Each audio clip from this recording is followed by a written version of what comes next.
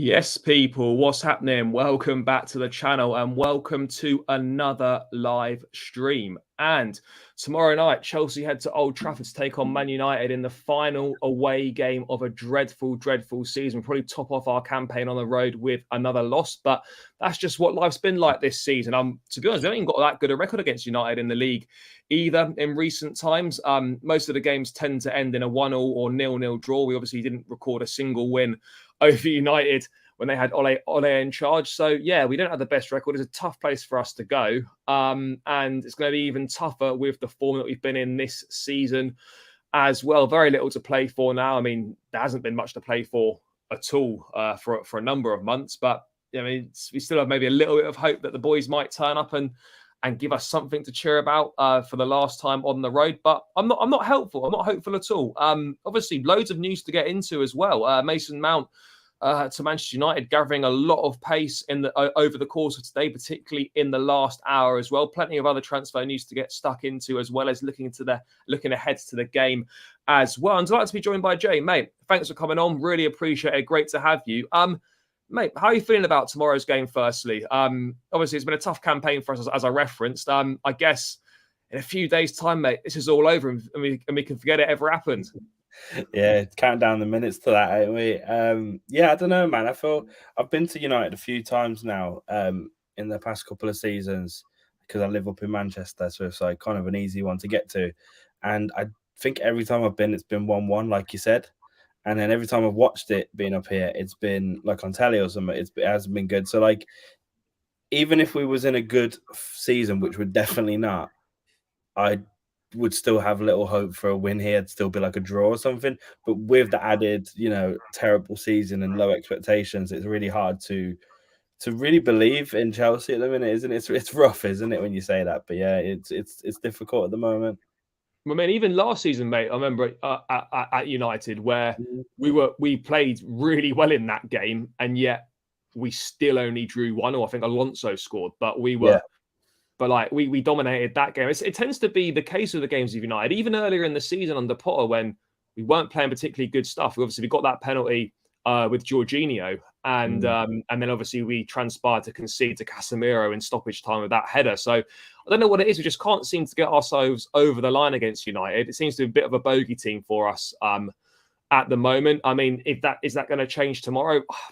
I would suspect not, given the way that Lampard sets the teams up, given the way that Lampard's spell's gone, given the way that he's just, quite frankly, just utterly clueless as a manager. And it is bleak at the moment. It is really tough right now. When we were both there on Sunday, and when you see the title parties going on, the trophy being lifted, the golfing class, that used to be us. We used to be a respectable football club. We used to be a decent outfit. We used to win the big trophies, and we used to be feared. Now everyone loves playing us. We're a soft touch. They look forward to playing against us. They know they're guaranteed at least 1 point.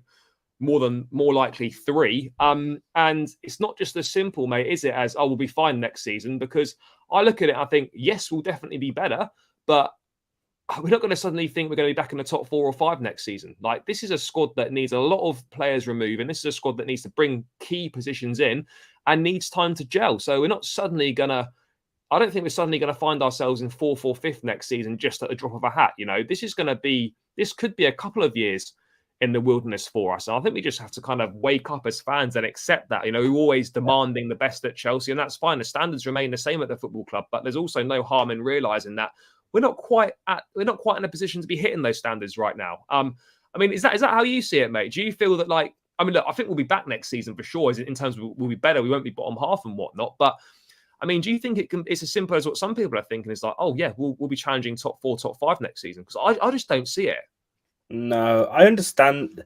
I understand where people are coming from, because Chelsea are a weird basket case of a club. Like, we have gone from being 10th to being champions, and we have gone from terrible seasons to great seasons with just the flick of a switch. So, like, I understand why people feel this way, but for me, it just doesn't look like it can go that way. I feel like ever since the new ownership have come in, I mean, to be fair, before that, it was like it felt like a steady decline, and then it finally just fell off a cliff a little bit. This season, this was kind of like everything coming into one.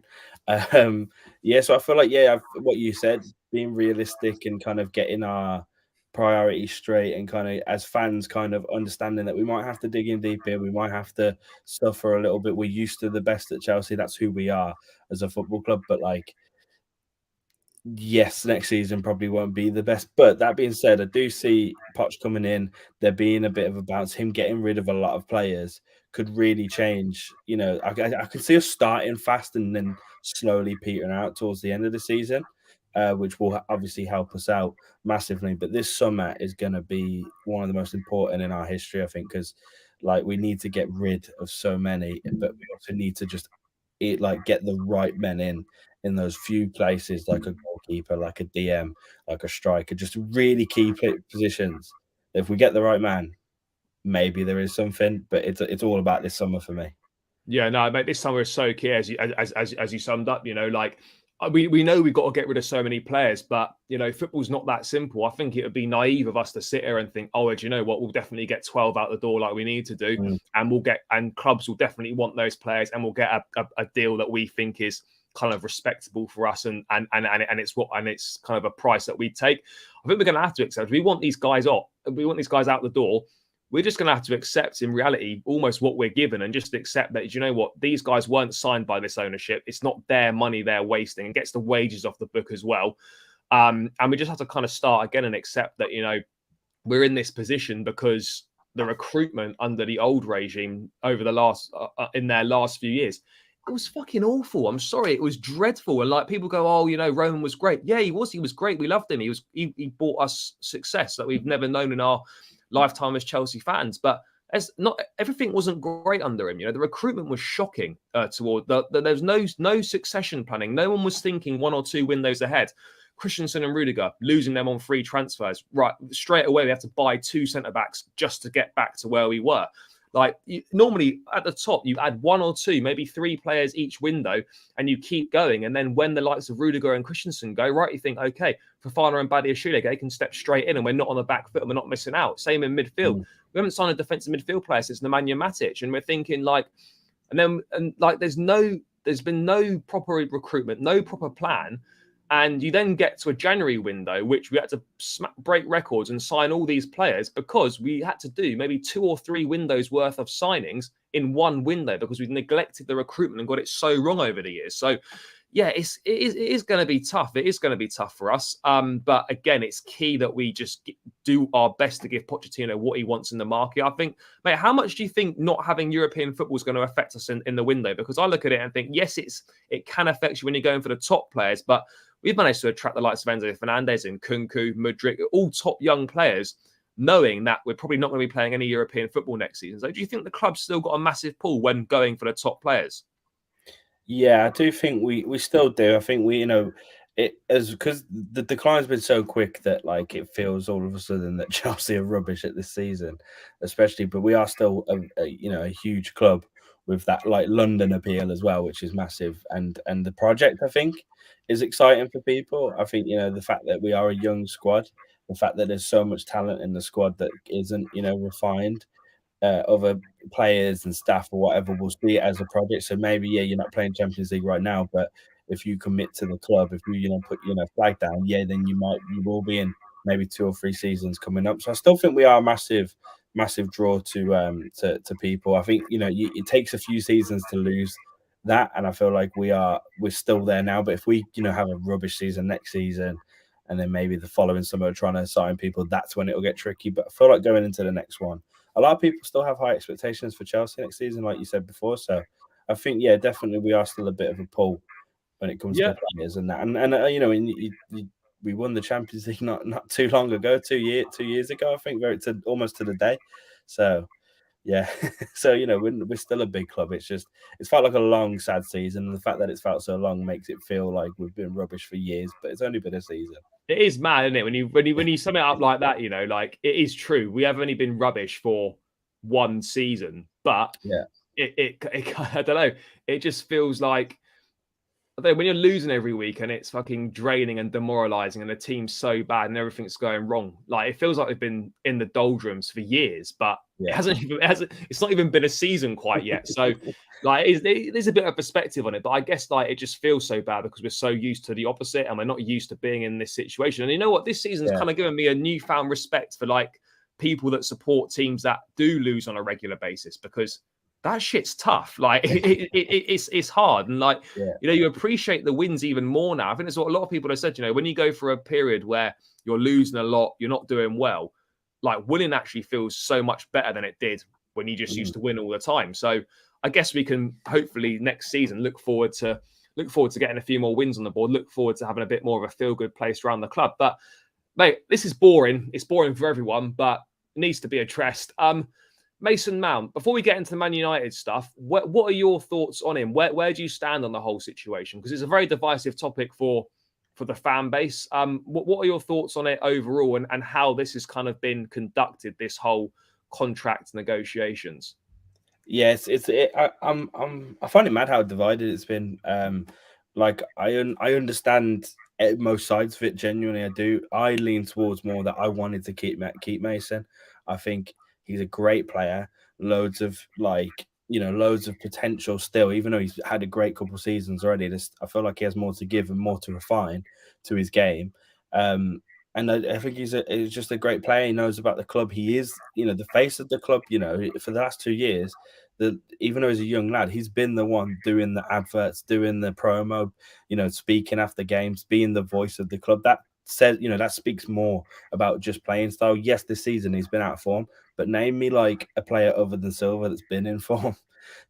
And even Silva's had a few moments where he's looked shaky. You know what I mean? So for me, like, I feel he's been harshly treated by the fans in the way that they've kind of really villainized him, especially because we don't know all the facts.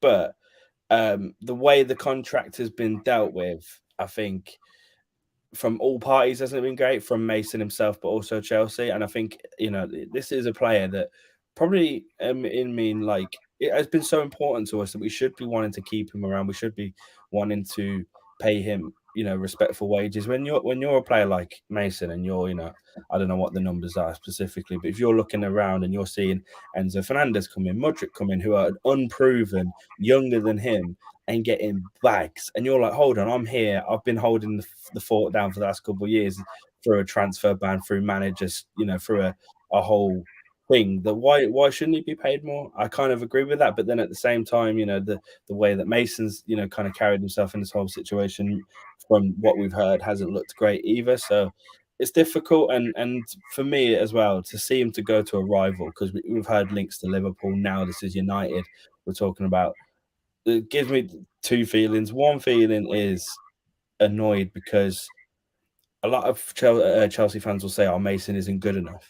So why do Liverpool want him? Why does this is the point that I always make. Like, when a player wants to leave, like my thing with this whole Mount thing is, like, if you don't like him or you don't think he's good enough and you think the club should get rid of him, fine, no problem. But don't reinvent the wheel and make out like he's shit, because he's not. When a player's like future's in doubt, look at the teams that he's linked with, and that tells you exactly how good a player he is. You're telling me that Jurgen Klopp is a bad judge of talent. You're telling me that Ten Hag doesn't know a good midfielder when he sees one. You're telling me Arteta doesn't know a good midfielder when he sees one. There's a reason why Mason Mount is linked with these clubs, because people can see past this as a bad season and can see the quality that he does possess and the player that he could become. Look, there's no doubt about it that Mount has had a poor season. Absolutely. He's been shocking this season. There's no debating that. But do you know what? He's 24 years of age. He's played so much football. He's pretty much been non-stop since he was at Derby on loan, playing pretty much every minute for Chelsea, for Derby, for England. No, he's had no time off. This is the first season in his career where he's been poor. Like, imagine like a footballer having a poor season. What an alien concept. You are allowed to be a bit shit sometimes. Not everyone's good like at their job all the time. But one thing you can't accuse Mount of is not trying, is not caring about the club, is not giving 100% when he's on the pitch. Whatever you think of his performances, and they're not always good. They've been terrible this season, but he will always try. He'll always give 100%, and he loves the club and he loves the fans. So people can come to whatever conclusions they want, but you cannot question his love for the football club. And like people say, oh, he's like he's so greedy. It's the money, it's the money. I refuse to believe, and I'm more than happy to be wrong if it comes out differently, but I refuse to believe that Mason Mount, who's been at Chelsea since he was 6 or 8, one of the two, loves the club, wants to be here, is purely not signing for money and money only. I just can't see that being the case. Mate, do you think it's more than that? I just maybe I'm being naive, but I just can't believe he wouldn't sign over just money.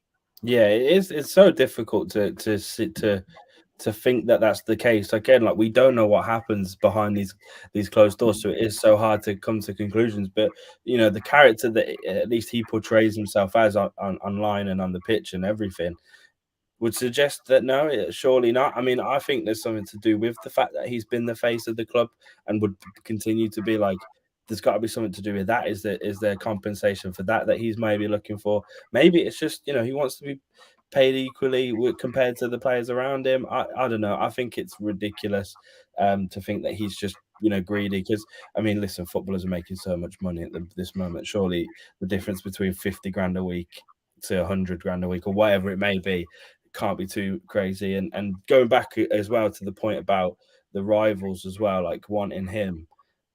Not only do they want him and they're good clubs, Liverpool and United both are looking for midfield rebuilds, and they've got him in mind. So they're thinking, all right, who do we need for the next couple of years to make a solid foundation? Oh, Mason Mount's a good name. So again, that leaves me wondering, what the heck are we doing? And maybe he does want more money. Why? Like, unless it's like incredibly stupid amounts of money, which I really doubt it is. Why aren't we realistically giving it to him? Do you know what I mean? If we're happy to give a new player who's not proven X amount of money, Mason deserves that money, in my opinion. That's how I feel about it. Yeah, no, I agree, mate. Look, he's on 80 grand a week at Chelsea, and like to sort of normal folk like ourselves and just general day-to-day people, that's more money than we could ever dream of. But in footballing terms, in Chelsea terms, it's a pittance what he's on at the club. And it feels weird talking about that sum of money like that, but in those parameters, it is. And he'll be looking at it and he'll think, right, over the last few years, I've contributed way more than the likes of Ruben, and the likes of Havertz, and the likes of these guys that are on twice, sometimes more than double the money that he's on. And he's got every right to feel aggrieved about the fact that he's not on at least parity with those players. Now, obviously, if he's demanding to break the wage structure, then absolutely we shouldn't be breaking the wage structure for Mason Mount. No two ways about it. Like, the wage structure is there.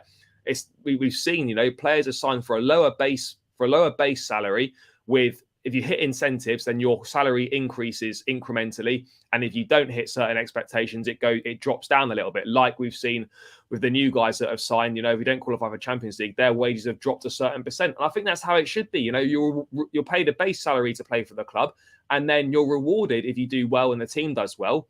And you're not, and you suffer if you don't do well or if the team does poorly. And that's the way it should be. It can act as a motivation as well, to earn more and stuff. So I'm fully on board with that way of doing things. So if Mount's not playing ball on that part, and this has been purely speculative, then that's on him.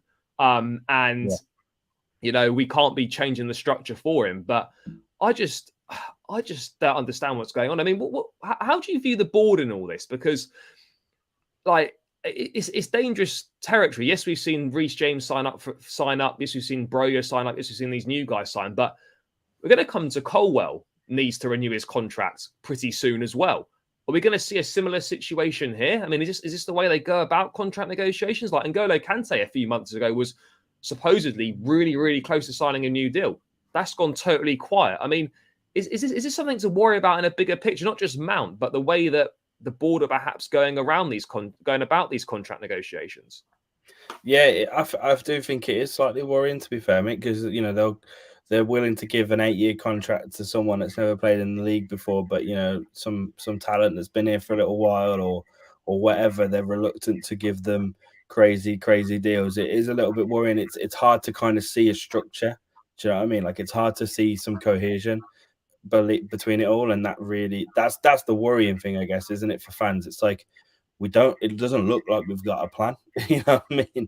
And I guess that's what worries me the most anyway. Like, you want to see, you look at Brighton, for example, you want to see the plan there, you want to see where they're going towards, what they're aiming towards. And with this new ownership, at least with Roman, although dodgy dealings here, there, or sacking people here and there, you always knew he had like the game plan of just win, win, win, win. Whereas this doesn't feel like any sort of plan is in place at the moment, which is it's definitely worrying. But it's again, it's so difficult to really comment. Like, this is what annoys me a little bit as well, because people will talk with so much like they know everything that's going on. Like, I'll say my bit and I'll try and be like, yeah, I don't think this and I don't think that, and Mason here, Mason that. But I'll never talk with such like such belief, because I don't know what's going on. None of us do. So we kind of just have to trust the process in that way, don't we?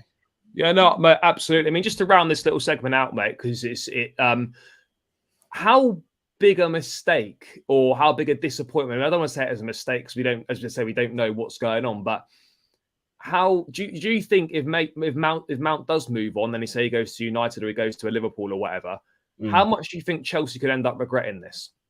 I think we could regret it a lot. I really do.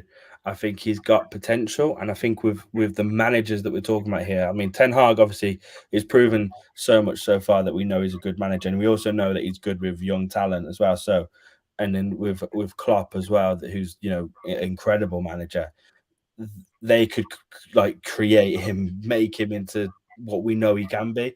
I think that's the one thing that he struggled with. He hasn't had one manager, and like he had Frank, who obviously we know is a limited as a manager. Obviously, Tuchel's come in and done some good things with him, but then that kind of derailed, and he's been injured towards this part of his career at this point, so he's not had enough time. But if he has a proper manager behind him, like a Klopp, to put their arm around him, he could become like so pivotal for these clubs. And then not only is it good for them clubs, but we have to play them and see him on the other side doing so well. I think it could be a massive mistake. And for me, I think when you talk about some of the best clubs in history, you need players like him. I think like because you look at the group of players that we've got right now. Do any of them like truly love Chelsea as much as some of the fans do?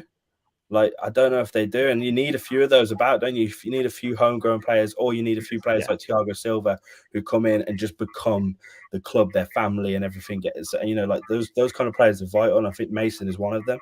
So I think losing that kind of personality as well could come back and haunt us a little bit as well. So I do think it will be a mistake.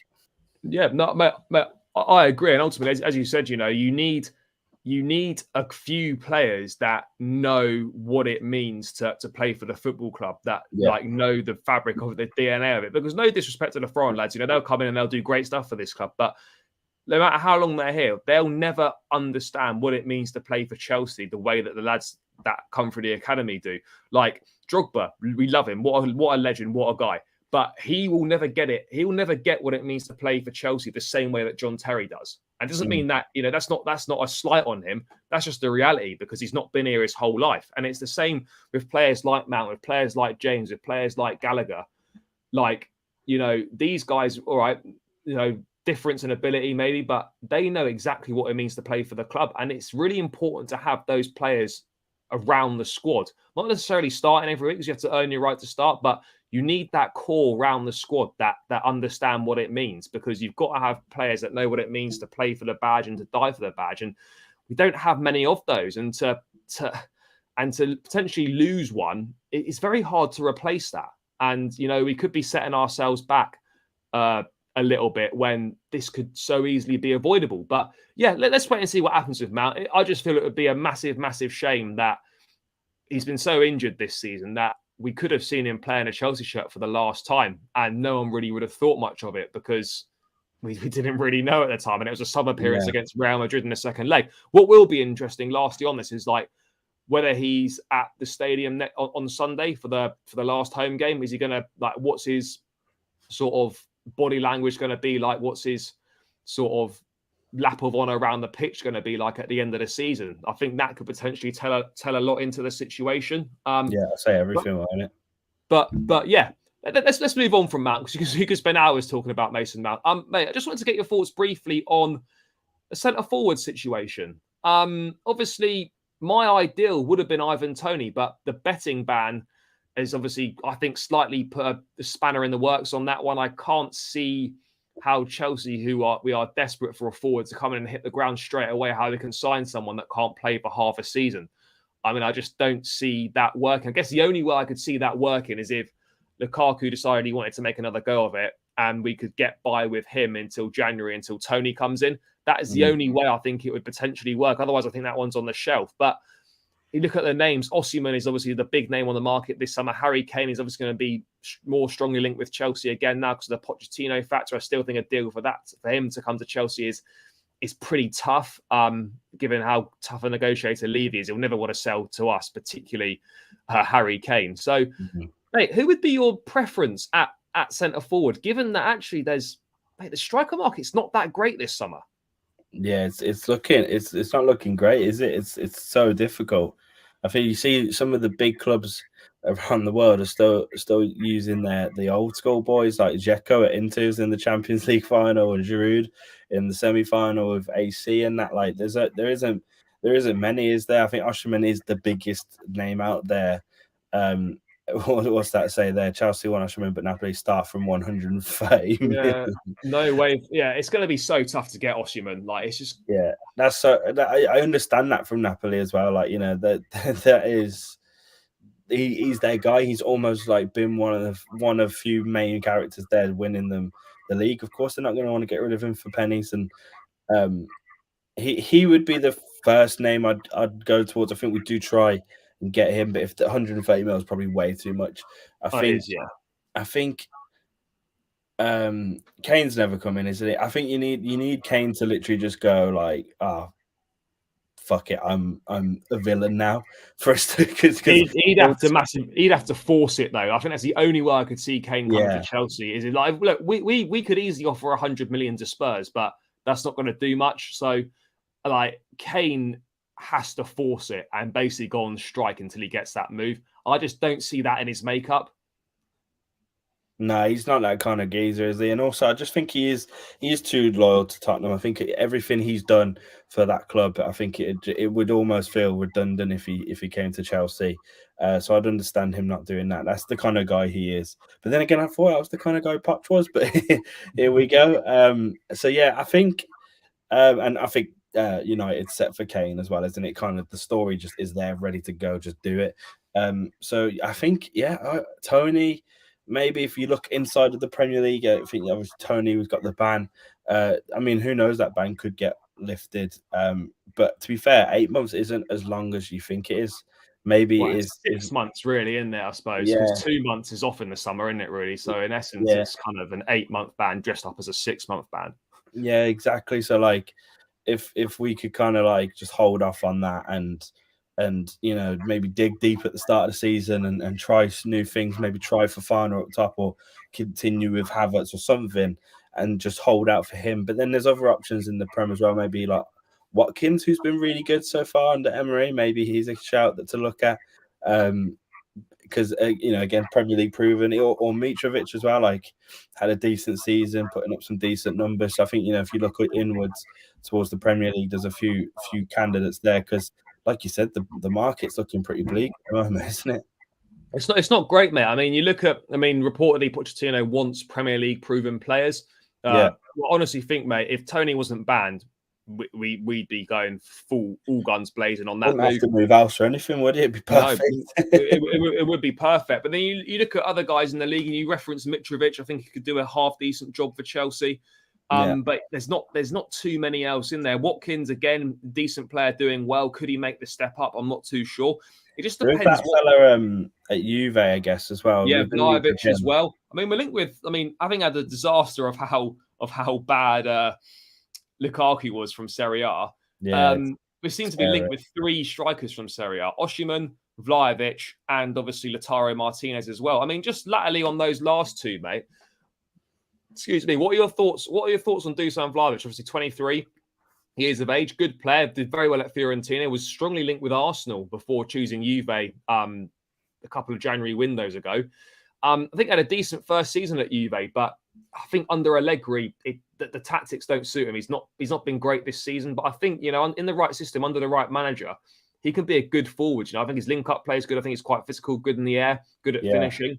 He does tick a lot of boxes, but I don't I don't know how much he'd cost and whether Juve would be looking to cash in or not. So, I mean, does Vlahovic tick boxes for you? Do you because he's in the right age profile of what the club are looking to sign age wise? What are your thoughts on this one potentially?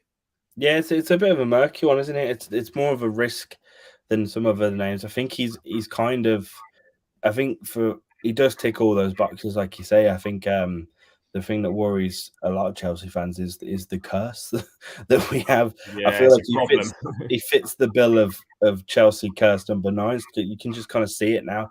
All of the talent, all of the the future prospects, and then Chelsea comes and scores 2 goals and does nothing.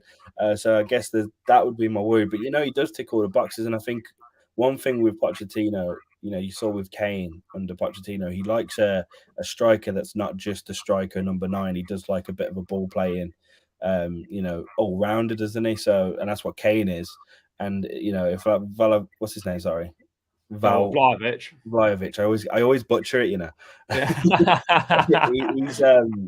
he's he ticks those boxes as well. So I think maybe you would look towards someone like him, other than maybe a Mitrovic, who is a bit more of just a number 9, isn't he? So yeah, he's definitely a target. And again, this comes back to my point right at the start of the stream. Like, this summer's so important. We need to be so considered with who we buy, and the ownership really need to try and get this one right. So they can't just throw a bit of money at it. They need to analyze and see if he's the right guy for us.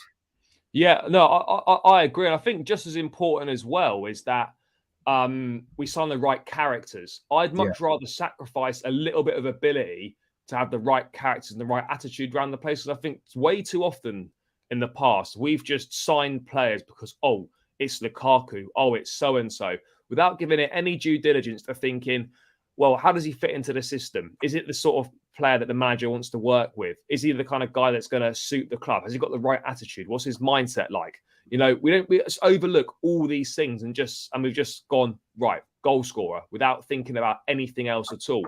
And it's come back to bite us in the arse multiple times. So we actually need to be a lot more measured and a lot more careful in our approach. I do believe that the new football department, the new recruitment team and whatnot will get things right. And a lot of things have been a mess this season, but there is despite it seeing scattergun at times, that I do see there being semblance of a plan in terms of what we're trying to recruit. But it's also really important that we get the balance right between youth and experience as well, because we don't want to build ourselves a team where the majority of the outfield players could be really good in a few years' time. We need some players that are good right now, and then you can, bed in some that are still a bit raw to complement the team. You can't have it the other way around, where the majority is all raw and then you've got 1 or 2 experienced players there. I mean, is it a worry for you, mate, that we seem to be perhaps going slightly too far down the inexperience route, as it were? Yeah, it definitely is. It's a concern, isn't it? Because although exciting and fun, it's too raw, isn't it? You look at the likes of Mudryk, and you just know there's so much talent there, but you just know it's not refined yet. So like you can't have a full squad full of players like that. You need the experience around them. And luckily, we do have a few players like Silva and Kante if he could stay fit. But there is and I think that's been a bit of the problem this season. We've relied on Enzo, who's come in and who's incredible, but isn't fully formed yet, so has had bad days. You know what I mean? And normally in a club that's properly succeeding at the top, they have a mixture of all of it going on. But, look at City, for example, how good they've been with their rotation and bringing young players in and out, but also having those experienced heads there. Yeah, like it's concerning. We do need to start looking at proven players, and I also agree with Pochettino. We need to look at Premier League proven players, just purely because that's something that we have started to look away from in the past year or so, the last 2 windows. So yeah, I think it is somewhat of a worry, but it's exciting though at the same time, because it's like these players are a lot of fun.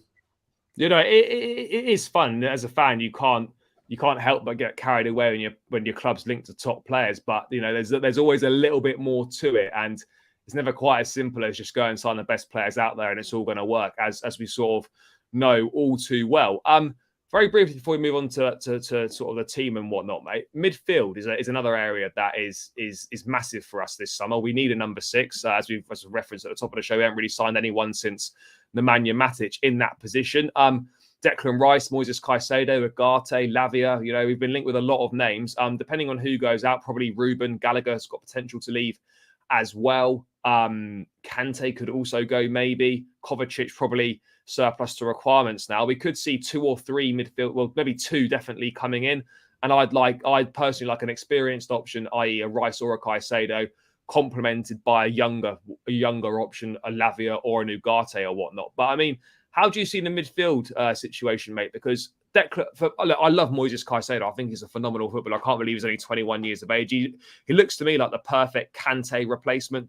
Does all the hard yards, does all the work off the ball, gets around the pitch, is a workhorse. I think he literally is like a Kante regen almost. But then I look at Declan Rice and I just think this guy's special and he'd be great for us. And, you know, it's almost felt like Chelsea is like the biggest sort of, it's the poorest secret in football. You know, that Declan Rice is going to join Chelsea. It's felt like that over the last few years. But, mate, I'm generally quite concerned now that I don't think Chelsea will get Declan Rice. I just think it would be a massive shame that he ends up going somewhere else. Yeah, for sure, man. He's a leader, and I think he's a natural leader. He's still so young. I think you forget that because we've seen him for so many years now. But he's the captain at West Ham, and they're in a European final. Like, that's big. That's really big, and I know that's and you know, it's only the Conference League, but that's huge for West Ham. Yeah, I'd love Rice. I'd absolutely love Rice. I think he's a lot. He ticks a lot of those boxes that we need. I think imagine him alongside Enzo would be just brilliant. But again, those links have slowly dwindled away, and those Arsenal links have become a lot stronger. And it's again another massive shame, isn't it? Because again, once a Chelsea boy, feels like the story was written for him to come back, and he kind of, you know, he proved us wrong though, because we let him go in the first place, didn't we? Chelsea let him go as a young lad. And he's gone, no, I'm better than that, and he's gone to West Ham and really proved himself. And it would have just been a beautiful story to bring him back, but he's got the world at his feet right now. Every big club wants him. He can take the pick. And, you know, when you look at maybe an Arsenal or United right now, they're in a bit of a better position than we are. So I can't blame him on that. But yeah, we definitely need to strengthen that position because, like you say, Kovacic needs to go. Gallagher probably needs to go. I wouldn't mind keeping Loftus-Cheek personally. I think he's a really good utility player. Yeah. Doesn't play every game, but comes in when he needs to, put him wherever he needs to. A John O'Shea, I've compared him to, and I think you need those, don't you? But that's on him. I think that's his, does he want to be a rotational player or does he want to go start somewhere? But if he wants to, if he's happy to rotate, I'd keep him. And then we need to help Enzo and Caicedo. What a boy he is, man! Clearly a world class, player in the making. And like you say, an almost Kante replacement, and Kante is clearly at the end of his days as a Chelsea player. So yeah, I'd love to get him. I mean, the ideal window's both of them, isn't it? But we don't. Mate, that's the dream. I'm sure we try, but I just can't see it happening. I mean, what we cannot allow to happen is that we don't get either of them. That's what we can't allow to happen. I mean, obviously, Rice or Caicedo, we're kind of it's like spoilt for choice. You'd be happy with either one of them, of course. Either one's a great window for that position for sure. But then, but I also feel we need to add maybe another one in there as well. It's probably going to be a younger, perhaps slightly less experienced player. I mean, who would you see as a good option to kind of join the midfield as well? We've been linked with obviously Ugarte at Sporting Lisbon. I don't know an awful lot about him. But also Romeo Lavia at Southampton, who looks like a very good player. Obviously, Southampton are relegated. That could be a deal that could be done for a lot cheaper now than if they'd stayed in the Premier League. I mean, do you think it makes sense for Chelsea to go for Lavia as well? Yeah, we definitely do need another player in there for sure. If we're going to get a young player that's inexperienced, is there any point of getting rid of a Gallagher? Well, that's also the point as well. But I guess it depends what profile we're looking for. We need a 6, but then I mean, look, for what it's worth, mate, I actually think Gallagher would do really well under Pochettino. I think he's exactly the sort of player that Poch would like. And he's someone that, again, I don't think is, from what we've seen, all right, he's perhaps not got the most ability, but he always puts a shift in. He's someone that presses a lot. He's someone that obviously is very fit. You get fitter under Poch. And, we could do a lot worse and have Gallagher as a squad option. Like, is there any point going out and spending, say, 50 million quid on someone when we've already got someone that could do a squad role? Look, we're talking starters, absolutely. But if we're talking a squad role, I mean, we need to be careful that we don't get rid of too many as well, like in that midfield area. Because for me, out of Kovacic, Ruben and Gallagher, you could easily see all three going, but I actually think only two should go. Kovacic is definitely one, and then one of Gallagher or Ruben should go. Like that's for me how it should be. It would be a mistake to let all. It would be a mistake to let all three go. But the midfield's certainly going to be interesting, mate. Who would be your ideal signings in midfield if you could have two? I mean, the ideal is Rice and Caicedo, isn't it? I think those two would just be an absolute dream. But if I'm going to go realistic, I'll go Caicedo and Lavia because, he seems like a bit of a player. Yeah, no, I agree, mate. I agree. Right, let's actually move on to the game now, mate. I'm going to get the lineup up. We're going to go through what we'd like to see as the team. I mean, just quickly, can mate. I just make one point there, Pat? I think talk about the signings. I think there's one big one that we haven't mentioned. It's the goalkeeper. I think we need to get one. Oh, yeah. No, we do, mate. We really do. I think these two lads. I mean, you know what? I watched that semi-final between the two Milan clubs, and I'd take either of them. Those two boys were making some incredible saves. I think Onana's the preferred one, isn't he? Because he's clearly really good. I mean, Mike Maignan the dream, of course. I think he's one of the best goalkeepers in the world, but it's going to be virtually impossible to get him out of AC Milan. And Nana is a lot more realistic. I like him. I think he's phenomenal with his feet, good shot stopper as well. But again, the club have been linked with David Raya at Brentford. I mean, good goalkeeper, but I don't look at that and think that's a massive upgrade on what we've already got, and we need a significant upgrade. You also look today, there's been reports linking us with Keylor Navas. I actually think Navas is a very good keeper, and with the keeper market not so open like the forward market, I think we could do a lot worse than signing more of a veteran stopper for a couple of years to then maybe in 2 years' time, Maignan might be available or he'd be up for a new challenge and be ready to move. I think that's also an interesting direction that we could potentially go down. We basically got to be smart. Yeah, for sure. We got to be smart. Mate, I've set this up as a 3-4-3. That's what I'd like to see. I mean, do you think is that what you'd like to see tomorrow? 3-4-3. I did say a 3-4-3 against City just because of how dominant they'll be. I think for sure. Yeah. I think we'll get on to it. Yeah, I do think 3-4-3 is probably the best. Our players fit that the best, don't they? Yeah, I mean, I'm fully aware that Lampard is most likely to play the 3-5-2, which is really infuriating. But it's what it is. Mate, the goalkeeping situation has been kind of mad at Chelsea. Obviously, Kepa's done really well this season by his standards.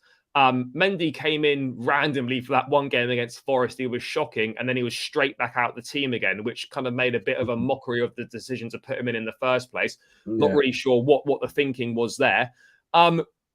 You can never say never with Lampard and Chelsea. Surely he's not going to rotate the goalkeeper again. Nah, you just can't. I mean, I was begging for Mendy to come back in. I think Kepa was costing us a few goals that maybe he shouldn't have gone in. And then Mendy was like, prove you wrong. Because he did exactly that. It has to be Kepa. He's the number one this season. And in a game that you still want to win, you need to play the number one. So, it's got to be Kepa, isn't it? No, it has to be. I mean, in terms of the back three, mate, it pretty much picks itself due to injuries. We've obviously got no Badiashile. Koulibaly's still injured. Cucurella's out as well. This will have to be the same back three that we saw against City, with obviously Chalobah on that right. I should go Chalobah. Yeah, Fofana, Silva, and Chalobah. I mean, I think that's the best to go. I mean, Fofana was obviously sleeping for that Alvarez goal at City on Sunday. Not his finest moment. No. But yeah, that's what we're going to have to go. Just briefly on Chalobah, mate. What are your thoughts on him? Because he's someone that was very close to leaving the club last summer, could have easily gone. We decided to keep him. He does play quite regularly, or he was playing regularly. Then he was out of the team for a while. He's always someone that's done, more often than not, has done really well when he's been called upon. And I'm kind of at the point now where I'd actually rather keep him than keep Koulibaly if it was a choice between those two for leaving. Because that's what I think it is ultimately going to come down to. We need to get rid of a centre-back because Colwell's going to come back in. one of those guys needs to go, and it's going to be between Chalobah and Koulibaly. And for me, in terms of ceiling, in terms of versatility, in terms of what Poch would probably like more, yes, you're losing experience of Koulibaly, but Chalobah overall is a much more appealing option. I mean, would you agree on that? Yeah, 100%, mate. 100%. I think Chalobah's been great when he's played. Realistically, as great as you maybe can be in a season like this, for sure. And I think Tuchel started to really like him, didn't he, at the end of his time, and and then he kind of disappeared a little bit again. And I always thought he was overlooked a little bit. And you know what's good about Chalobah as well? He can play bloody right back, like he can, and he's done all right there. So yeah, I think definitely him over Koulibaly. Koulibaly's been a bit of a train wreck. We've signed a player at the end of his career, and he's come into a club that's not ready for that kind of. It was just a mistake on all parties, and yeah. So I'd rather kind of get rid of that mistake, go on, move on from it, and keep Chalobah for sure because he's a good rotational option as well. Like, yeah, next season he should probably get more minutes than he did this season, but still not a starter. Yeah, no, 100%, mate. In terms of the fullbacks, mate, this pretty much picks itself as well. Obviously, Lewis Hall will be on that left-hand side. I think on this right-hand side, mate, obviously, Azpilicueta, we love him, but respectfully, we can't keep starting Azpilicueta in 2023. And I think in this system, I'd probably go for Ruben. Yeah, mate. You know what? I think you're spot on. I was thinking Chalobah there, but you're right with the defenders that we've got. We just can't afford to not have him there. So I agree. He was getting ripped apart by Cole Palmer, wasn't he? Mate, it was embarrassing. It was literally like from the first minute. It was kind of mad. It was sad to see. I love Asby. He's a Chelsea legend. Don't get it wrong, but you can't be risking him at this point. He's clearly not only just like getting slower and not as good, but just not in form. So yeah, Loftus-Cheek has done a job there, and quite easily as well. This lineup could turn into a 4-3-3 with Lewis Hall drops back and Ruben goes into it. So it can be quite fluid with Ruben on that right. Yeah, no, it does. That's a good point. That does work pretty well with obviously Chalobah can go right back. In midfield, obviously Enzo Fernandez is going to start. Yeah. It leaves a slight issue in midfield because obviously it's probably going to have to be Gallagher alongside him, and Gallagher's not necessarily a pivot player, but I suppose it can kind of work. Actually, what are your thoughts, mate, on the treatment of Chukwuemeka? Because I think it's been kind of mad this season how little he's played. I was not expecting him to play every week at Chelsea. Of course I'm not. But, at the same time, you're just thinking, fuck, what has happened to this guy? Like, we signed him 20-odd mil, big potential. Tuchel at the start of the season saying he's ready to go straight in and be part of the first team squad. Barely featured. He featured a little bit under Potter. Then he disappeared in January. Then we literally kept him back from the under-20s World Cup, and then he played 10 minutes against City. Surely he's got to be starting this game because it just takes the piss otherwise. Yeah, for sure, mate. It's sad because if we're going to hold someone back from going to the World Cup, they need to play like Lewis Hall. We've held him back, but for a good reason. We need him. He's going to get first team minutes. It's great for him. We need him. It kind of works all around. If you're going to do the same with Chukwuemeka, you need to play him. I think it's disrespectful to him. He could be out there playing for his country in the under-20s, under 21. So yeah, he should be playing. And I think Gallagher's played almost every minute under Frank, hasn't he? So give Gallagher a bit of a break as well, and then play him. He's clearly got a bit of skill about him, a bit of talent, and we haven't really got to see enough of him. And I think we're at the point of the season now where it doesn't matter. So why not experiment? Yeah, no, I agree, mate. Let's bang him in. Let's do it. Front three. I've been calling for the likes of Mudryk and Madueke to be starting for fuck knows how long. Lampard obviously deployed the system that involves no wingers on a fairly regular basis. Hey, are you surprised at how little these guys have featured? And actually, when they have featured, they've done pretty well. Yet Lampard rarely persists with them on a consistent basis. I just don't get it. Yeah, it doesn't make a lot of sense to me. I find it difficult disrespecting Lampard, but this has been clueless from him. I don't. Madueke is especially. Mudryk's had his moments, and maybe not as good as we want him to. But Madueke has played. Whenever he has played, he has been phenomenal and most likely been one of the better attacking players on the pitch. So just keep playing him. I don't understand why not. I know Sterling's got experience, blah blah blah, but Sterling's been honestly one of the most stressful footballers I've had to watch in a long time. I feel like his decision making can be so annoying. So yeah, Madueke for sure. Mudryk, for me, I'm not like as sold on him as like other people are. I feel like I know he's talented and I know he's the future of that kind of position for us, and I do think Poch is going to like him. But at the minute, his form has been, it's not showing me enough that I'm like, yeah, get him in instantly as much as Madueke. But at the same time, who else in it? Well, I mean, we saw fucking Pulisic come on against City like Yeah, out of nowhere. I mean, look, I think Sterling again has not done well enough at all. Nowhere near consistent enough. It's just been a bit of a shambles from him. But I think we just have to chuck Mudryk in. I mean, these guys need to play. It's as simple as that. They're the future of the club. Young players need consistent minutes to improve and adapt. So the only way they're going to get it is by starting. So we just got to do that. I mean, last one then, mate, through the middle. There's not many options. Obviously, Datro Fofana is barely featured. It's very unlikely he'll feature. So we're looking at whether it's Felix or Havertz for this game. Now, Felix missed out on the City game with a slight knock. He's now back in contention for this one. Yeah, who do you go with? Because Havertz was just useless against City. He was really poor. Yeah. But then,